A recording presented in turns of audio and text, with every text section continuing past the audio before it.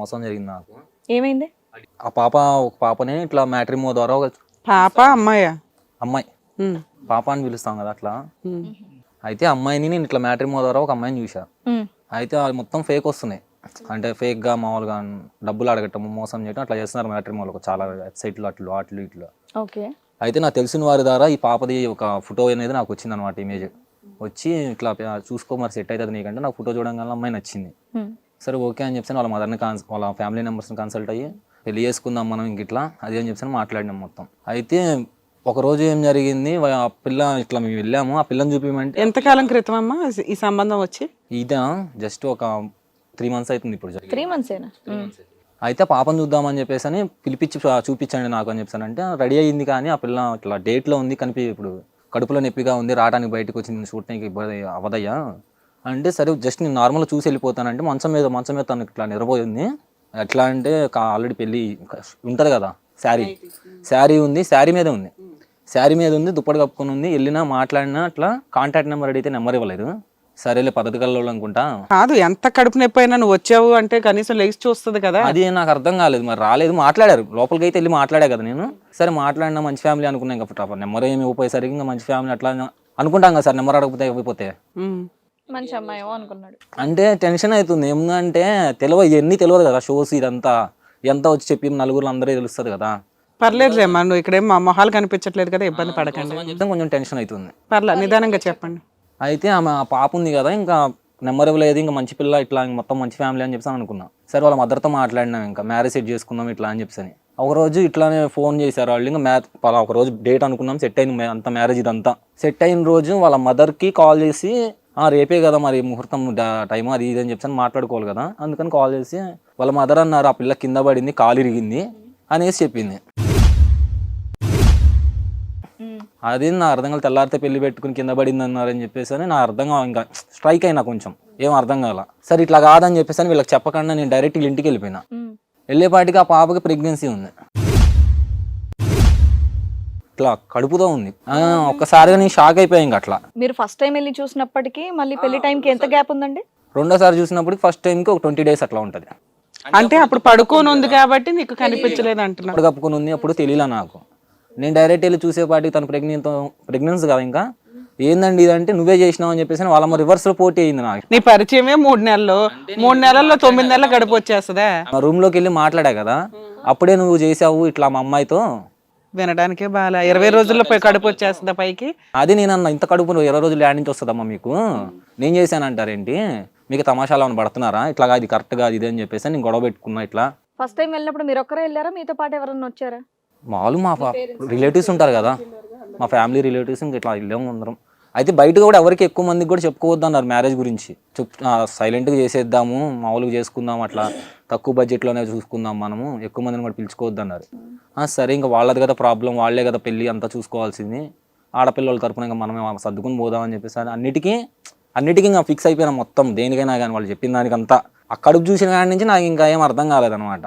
కడుపు చూడటంతో నా ఇంకా నేనే అని చెప్పేసి వాళ్ళ అమ్మ రివర్స్ లో నాతో వాళ్ళ పిల్ల నాతో గొడవ ఆడతాం. ప్రెగ్నెన్సీ నీ వల్లే వచ్చిందని 20 రోజుల్లో అన్నారు అంటే మీకు డౌట్ రాలేదు వీళ్ళు ఏదో చీటర్స్ అని? అవును, అర్థమైపోయింది. ఇంకా అక్కడ లైవ్ లో అక్కడ మొత్తం అక్కడ చుట్టుపక్కల వాళ్ళందరికీ నమ్మించేశారు కూడా, పెళ్లికి ముందే కడుపు చేశాడు అది ఇది అని చెప్పేసి అని.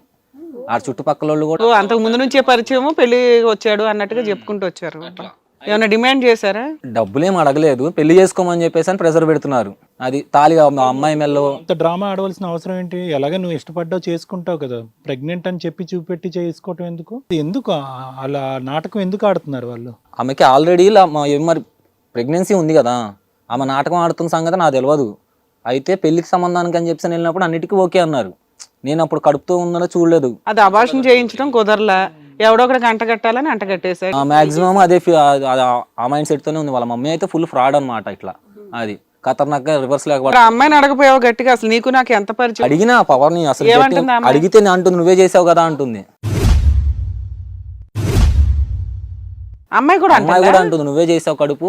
వాళ్ళ అమ్మ అదే మాట అంటది, ఆ పిల్ల అదే మాట అంటది. అసలు వాళ్ళు నీకు ఎంత పరిచయం అని అంటున్నారు? నువ్వు 3 months అంటున్నావు, వాళ్ళు ఏమంటున్నారు అడుగుతుంటే? జనాలకి ఏమని చెప్తున్నారు? ఎన్ని నెలల నుంచి పరిచయం అంటున్నారు? నేను ఎప్పటి నుంచో తెలుసు అని చెప్తుందంట మరి ఆ పిల్ల వాళ్ళ పాప. తీసుకొచ్చిన సంబంధం మీ చుట్టాలు వాళ్ళు ఎవరో కదా, వాళ్ళు ఎవరితో మాట్లాడారా? మా బ్రదర్ తెలుసు అంట వీళ్ళు.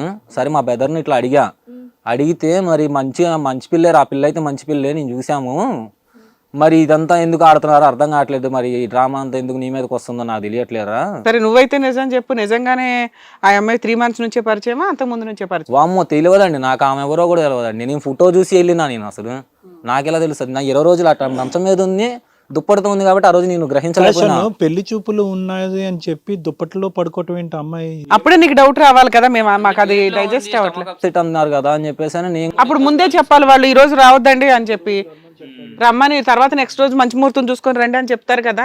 పెళ్లి చూపులు అంటే పైనుంచి కింద వరకు ఆ అమ్మాయిని చూసి అసలు ఎలా ఉంది ఏంటి అనేది పసిగట్టం గురించి. నేనంటే కళ్ళు మూసుకుపోయినానండి, ఇంకా పెళ్లి అమ్మాయిని వచ్చింది కదా ఫోటో. కాదు మీ వాళ్ళు ఎవరైనా నిలదీశారా మరి వాళ్ళ అమ్మని ఆ అమ్మాయిని? ఏంటి వాళ్ళు రివర్స్ లో మా మీద ఎక్కేస్తున్నారు, కేసు పెడతాము నువ్వు పెళ్లి చేసుకోకపోతే అది ఇది అని చెప్పేసి. నీ మీద మీ వాళ్ళ మా వాళ్ళ మీద ఇంకా మా ఇంట్లో అయితే ఇంకా నిజమేమో అనుకుంటున్నారు వాళ్ళు, ఎప్పటి నుంచి ఆ పిల్లేమో తెలిసేమో అన్న ఫీలింగ్ లో. ఇలా కాదని చెప్పేసి దీనికి ఏదైనా పరిష్కారం ఉండాలని చెప్పేసి ఇక్కడ దాకా రావడం జరిగింది. సో వాళ్ళ డ్రామా నీకు ఎంతలా ఉంది అంటే సొసైటీని నమ్మిస్తున్నారు, సొంతంగా మీ ఇంట్లో వాళ్ళని నమ్మిస్తున్నారు, నీకు మాత్రం ఆ 3 months ముందే తెలుసు ఇట్లా చూసుకోవడానికి వస్తున్నామండి అంటే రమ్మన్నారు, వచ్చినాక అమ్మాయికి ఇట్లా డేట్ అమ్మ పడుకుంది లెగలేకపోతుంది అంటే మీరు నమ్మి ఆ పిల్లని ఆ మంచం మీద చూసి వచ్చారు.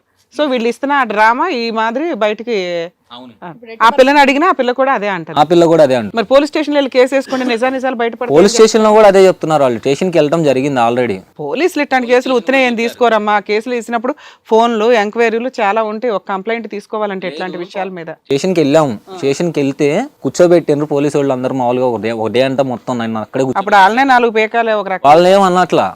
వాళ్ళని ఏమన్నట్లా వాళ్ళు పోలీసు వాళ్ళని కూడా నమ్మిస్తున్నారు, చెప్తున్నారు ఇట్లా అమ్మాయి చెప్తుంది కదా నాకు కడుపు చేసింది ఈ అబ్బాయి అని చెప్పేసి అని పట్ట. అది ఏదైతే ఏంటి అక్కడ అమ్మాయి అబ్బాయి వీళ్ళ తరపు వాళ్ళందరూ ఈ అబ్బాయినే అంటున్నారు. సో మొత్తం కలిపి ఆ అమ్మాయిని కంటగడదాం పెళ్లి చేసేద్దాం అని చెప్పేసి చూస్తున్నారు. సో అది ఈ అబ్బాయి వర్షన్ అనేది మనం విన్నాం కాబట్టి మరి ఆ అమ్మాయి వర్షన్ కూడా మనం ఏంటి ఇక్కడికి ఎందుకు వచ్చావు నాన్న నువ్వు? ఇప్పుడు అది నేను చేయలేదు కదా మేడం, నేను సార్ని కలవటం జరిగింది. సార్ని కలిసి సార్ ఇట్లా వచ్చి కూర్చో, వాళ్ళ డీటెయిల్స్ మొత్తం ఎంక్వైరీ చేద్దాము, నీకు 100% న్యాయం చేస్తాము, ఇక్కడైతే నీకు న్యాయం జరిగిద్ది అని చెప్పేసి సార్ చెప్పారు. అందుకని చెప్పాను మమ్మల్ని నమ్ముకొని వచ్చావు ఇక్కడికి. ఇప్పుడు నువ్వు చెప్తున్నవన్నీ నిజాలే, ఓకేనా? ఎందుకంటే మీరు చెప్పింది ఒకటే నమ్మమ్మా, ఎంక్వైరీ కూడా చేసుకుంటాం కదా. పూర్తిగా మొత్తం ఇప్పుడు నేను చెప్పింది మొత్తం నిజమే. నువ్వు అంత బాధపడుతూ ఏడుస్తూ చెప్పొద్దు, నిజమే, నువ్వు నిజం చెప్తున్నావని నువ్వు అంటున్నావు. ఒక ఆప్షన్ అన్న షన్ను, ఒకప్పుడు ఆ అమ్మాయి ఆ ప్రెగ్నెన్సీ నాకు వద్దు అని చెప్పి తీపించేసుకుంటే ఆ అమ్మాయిని, అంటే చెప్తున్నాను ఒక ఉదాహరణ, ఒకప్పుడు నువ్వు రెడీ అయినా ఆ అమ్మాయి నీకు బేసిక్గా నచ్చిందా? ఆ ప్రెగ్నెన్సీ అనే సబ్జెక్ట్ తప్ప నచ్చిందా అమ్మాయి నీకు? అట్లా ఎట్లా సార్, ఇప్పుడు ఆమె ప్రెగ్నెంట్ అంటే ఎవరో ఉండే ఉంటారు కదా సార్, ఇంకా నేను ఎట్లా ఇష్టపడతా సార్ ఆమెని? సరే సరే, ఫోన్ నంబరే ఇవ్వకపోతే మంచి అమ్మాయి అనుకొని వెళ్ళిపోయినాడు, మరి ఇప్పుడు ఇది ఎలా ఒప్పుకుంటాడు? అంటే అంతకుముందు ఎవరున్నా అభాషణ చేయించుకున్నా అది తెలిస్తే గనక అబ్బాయి చేసుకోడు, అంతేగమ్మా. ఇప్పుడు ఆ అమ్మాయి దరిద్రం వదిలించాలి నీకు, అంతే మేడం. అది ఎంతవరకు నిజమో వాళ్ళతో కూడా మాట్లాడదాం, దాన్ని బట్టి డెసిషన్ తీసుకుందాం. అసలు నాకైతే అసలు వద్దు మేడం. అలాగే అమ్మా. హిట్ టీవీ యాప్ ని డౌన్లోడ్ చేసుకోండి. ఇందులో short news, live news, entertainment movies అన్ని అవైలబుల్ గా ఉన్నాయి. Please download Hit TV app. Hit TV app. Hit TV యాప్ని ఫ్రీగా డౌన్లోడ్ చేసుకోండి.